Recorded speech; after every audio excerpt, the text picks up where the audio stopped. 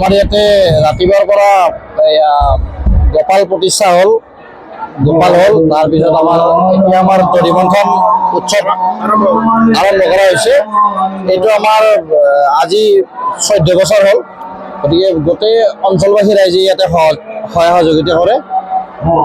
বাকী আৰু প্ৰত্যেক বছৰে কোনো একদম সুচাৰুৰূপে চলি গৈছে আৰু গোটেই অনুষ্ঠানটো। ইয়াত কোনো মানে মত বিভেদ নাই কাৰো লগত। গোটেই অঞ্চলবাসী ৰাইজৰ সম্পূৰ্ণ সহযোগিতা আছে। সন্ধিয়া আমাৰ ৰাতি নিশা আছে। এই ৰংমন ধুনীয়া মানে দল আছে, তেখেতসকলৰ মানে ক'ব লাগিলে মানে মিনি থিয়েটাৰ আৰু মানে যাত্ৰা পাৰ্টিৰ এটা অন্য এটা ৰূপ আৰু ৰাতি আৰু গধূলি আমাৰ নাম আছে, প্ৰায় 3 নাম আছে। বাহিৰৰ পৰাও আহিব, আমাৰ গাঁৱৰো আছে নাম।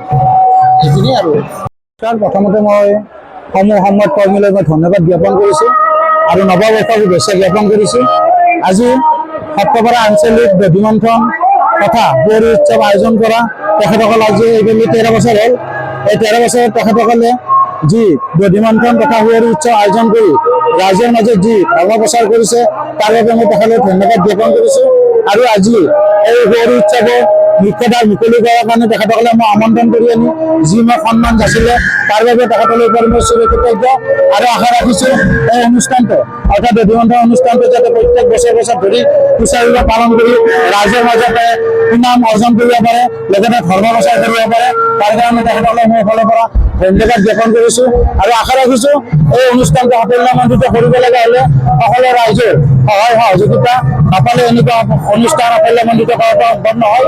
সেয়ে সমূহ ৰাইজৰ সহায় সহযোগিতা উপস্থিতি আন্তৰিকতা কামনা কৰিছোঁ আৰু সকলোৰে মংগল কামনা কৰি মোৰ বক্তব্য। যিকোনো খবৰৰ বাবে যোগাযোগ কৰক আমাৰ এই নম্বৰত 9181 307 221।